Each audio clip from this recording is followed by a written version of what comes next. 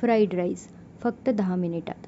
इथे आपण शिजवलेला भात घेतलेला आहे आणि या काही आपण भाज्या घेतल्या आहेत त्या आपण स्वच्छ धुवून बारीक चिरून घेऊयात. हे बघा, आता इथे मी तेल गरम करायला ठेवले आहे आणि त्यामध्ये राई जिरं टाकणार आणि ते आपण छान शिजले की त्यामध्ये 1 वाटी फरसबी, 1 वाटी शिमला मिर्च, 1 वाटी गाजर आणि 1 वाटी आपण इथे टाकणार आहोत पत्तागोबी. आता यांना आपण छान शिजवून घेणार आहोत. हे बघा, मस्त. आता हे भाज्या छान शिजलेल्या आहे. त्यामध्ये आपण हा शिजलेला भात टाकणार आहोत आणि त्याला आपण छान परतून घेऊयात.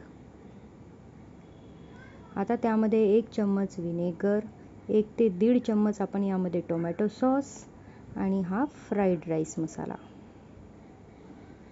परत याला आपण छान परतून घेऊयात. पूर्ण मसाले मिक्स करून घेऊया यामध्ये. हे बघा, इथे फ्राईड राईस आपला रेडी आहे. मस्त.